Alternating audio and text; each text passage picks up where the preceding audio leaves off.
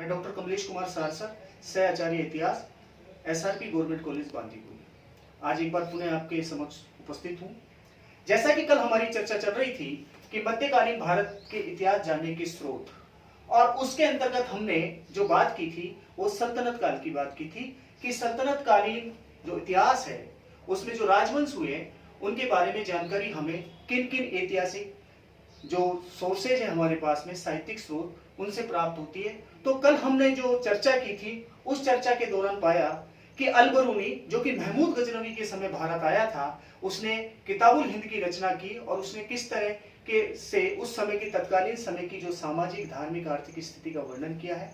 दूसरा उल उतबी जो कि महमूद गजनवी का निजी सचिव था, उसकी हमने बात की थी। इसके साथ साथ हमने तबक़ात नासिर और ताजुल मासरी की भी बात की। आज हम जो महत्वपूर्ण बात करने जा रहे हैं वो है अमीर खुसरो।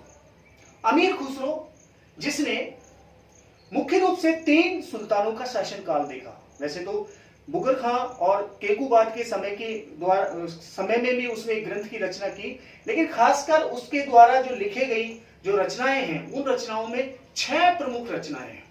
और ये 6 प्रमुख रचनाएं न केवल उस समय की सामाजिक स्थिति को बताती है, बल्कि आर्थिक राजनीतिक स्थिति के बारे में भी हमें महत्वपूर्ण जानकारी प्रदान करती है। जैसा कि कहा जाता है कि उसके द्वारा जो पहली रचना जो लिखी गई वो थी किराने उस सदाइन। किराइन उस सदाइन की रचना अमीर खुसरो के द्वारा जो की गई वो की गई 1289 में। 1289 के अंदर उसने इस ग्रंथ की रचना की और उस समय केकूबाद का शासनकाल था।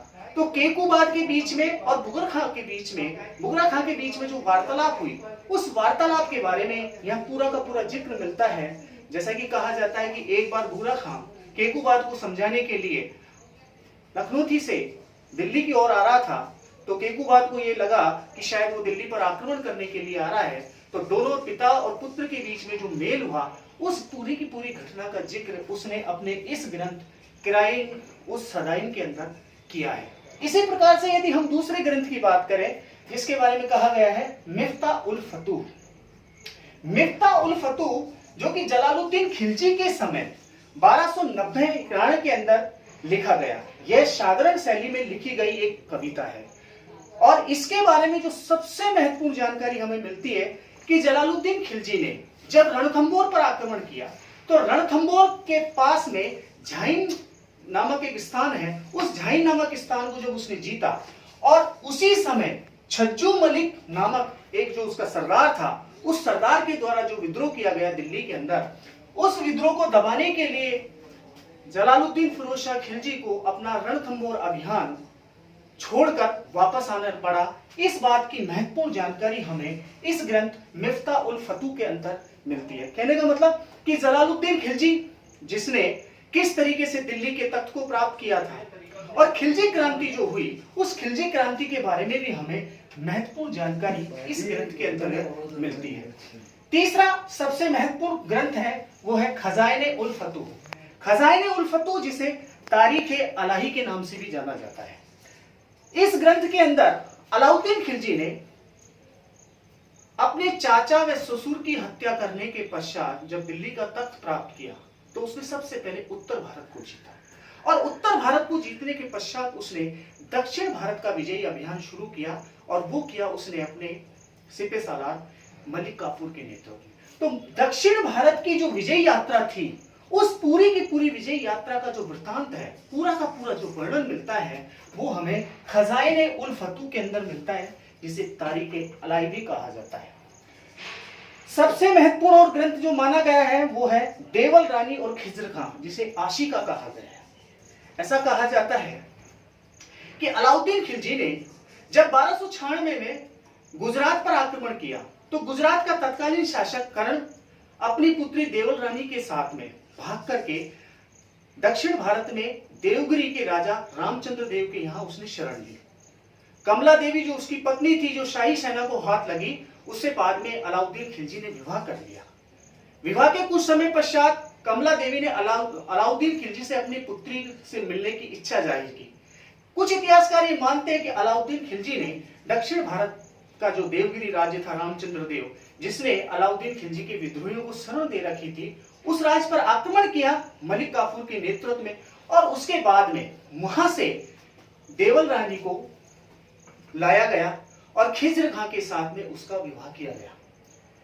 खिज्र खां और देवल दोनों के बीच में जो प्रेम वार्ता जो हुई, उस पूरी प्रेम वार्ता का वर्णन अमीर खुसरो ने अपने इस ग्रंथ आशिका के अंतर्गत किया है। तो कहने का मतलब कि एक तरफ हमें यहां प्रेम प्रसंग की पूरा चित्रण देखने को मिलता है, तो दूसरी तरफ हमें दक्षिण भारत पर किस तरीके से अलाउद्दीन खिलजी मलिक काफूर को भेजता है, इसकी जानकारी भी हमें इस ग्रंथ से प्राप्त होती है।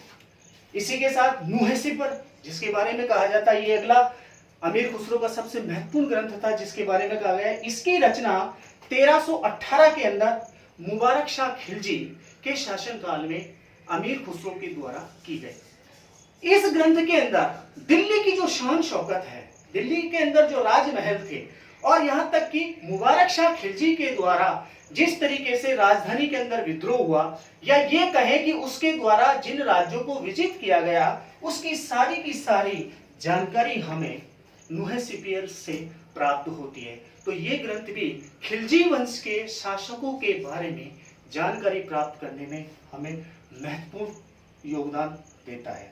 और अंतिम जो रचना मानी गई है वो है तुगलकनामा। अमीर खुसरो की अंतिम रचना थी।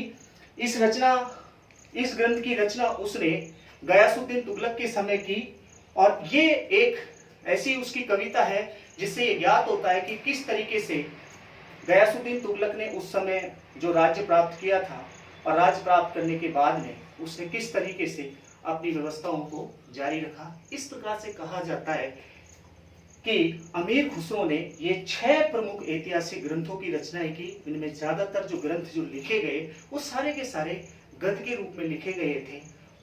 और महत्वपूर्ण बात यह है कि अमीर खुसरो उस समय का एक ऐसा कवि साहित्यकार था जिसे हिंद का तोता भी कहा जाता है।